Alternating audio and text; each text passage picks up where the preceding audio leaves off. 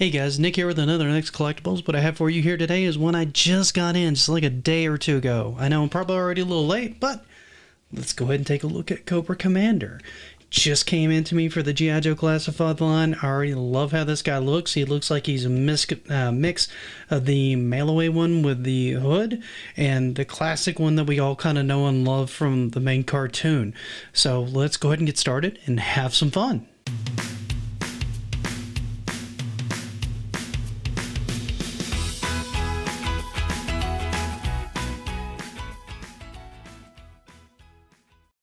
Well, he's just out of the box, and it looks like we've got an early contender for one of the cooler figures in the line already.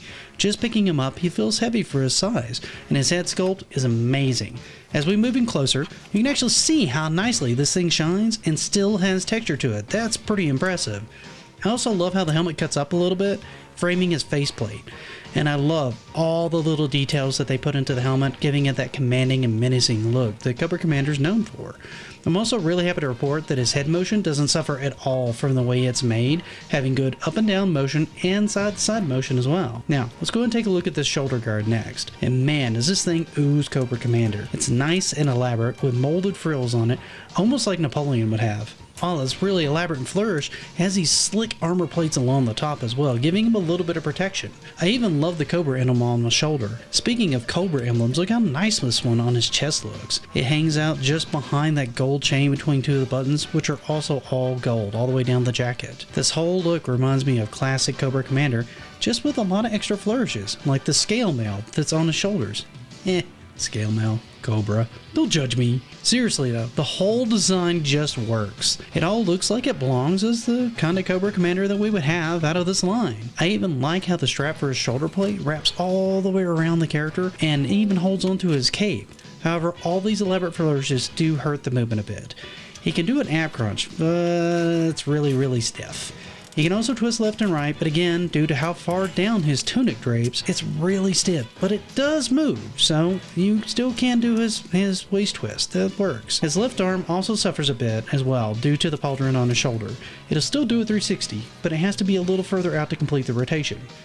While we're here though, let's go ahead and take a look at how cool his arms look. You can see that he has scale mail up the top near the arm, and it has this really slick looking arm guards complete with more Cobra emblems on them. The movement here is actually really good. It's exactly what I've come to expect out of the line, with the wrist turning to the elbow movement, all the way to the bicep movement. I love seeing this trend as it gives you tons of flexibility in how you pose the figure. Also, since we're here, let's go and take a look at the sword. This thing is so cool.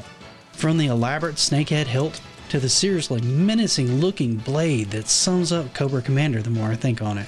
Elaborate, flashy, and menacing, they all scream Cobra Commander.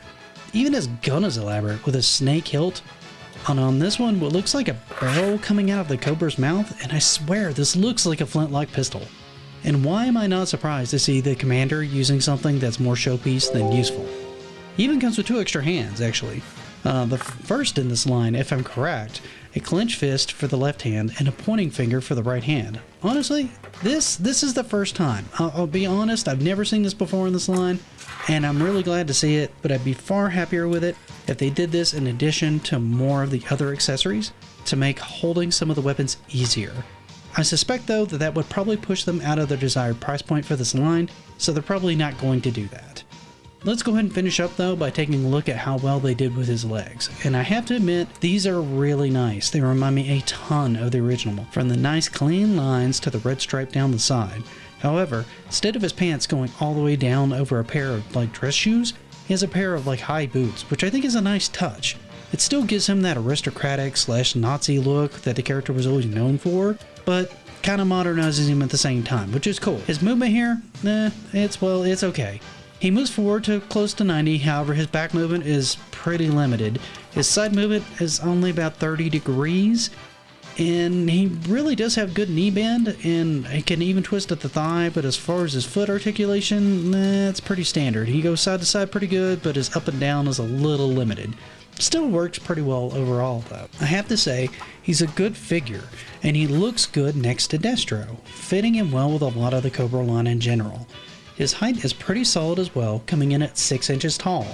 I have to say, I do really like this guy. He's a good figure overall, reminding me a lot of the original while bringing something new, which is really what I'm looking for out of this line. If you're okay with his limited movement out of the legs, I'd recommend going ahead and picking him up, assuming you can get your hands on him, because much like the rest of this line, he's been pretty hard to find. So I'll just end by saying happy hunting and happy collecting.